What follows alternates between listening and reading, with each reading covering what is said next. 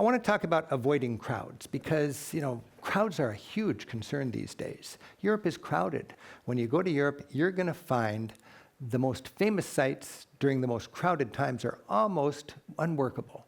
So we have to decide how are we going to minimize those crowds. Remember, there's two IQs of European travelers, those who wait in lines and those who don't wait in lines. This is the Pantheon in the middle of the day. I stay about a block away in my favorite hotel in Rome for the Pantheon, and man, oh man, it's mobbed in the middle of the day, but I go in the morning when I'm all alone there, and I go in the evening and I'm all alone there. So we need to not go to the famous places when they're so crowded. It's kind of elementary.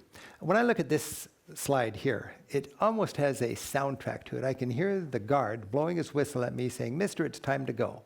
That's because I'm there during the last 2 hours of the day on the Acropolis in Athens. If you're in Athens and there's 3 ships in port, there's 3,000 tourists on each ship. Every one of them, it seems like, wants to go to the Acropolis. That's crowded. Why would you go in the middle of the day? I like to go when everybody else is leaving. We can do that. If we're not on that cruise ship, we can do that.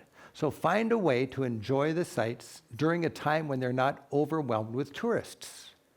These people are waiting in line not to get into the Colosseum, but to buy a ticket to get into the Colosseum, you see? And there are ways to get tickets that don't involve waiting in that line.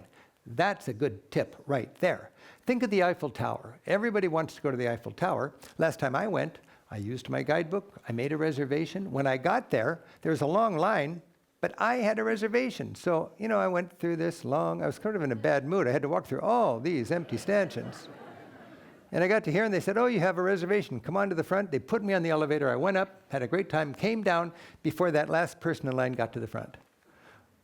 Before I left, I went through this whole line. I looked at each person in this line one at a time. And by the time I got to the end of this line, it occurred to me, not one of them had the Rick Steves Paris guidebook.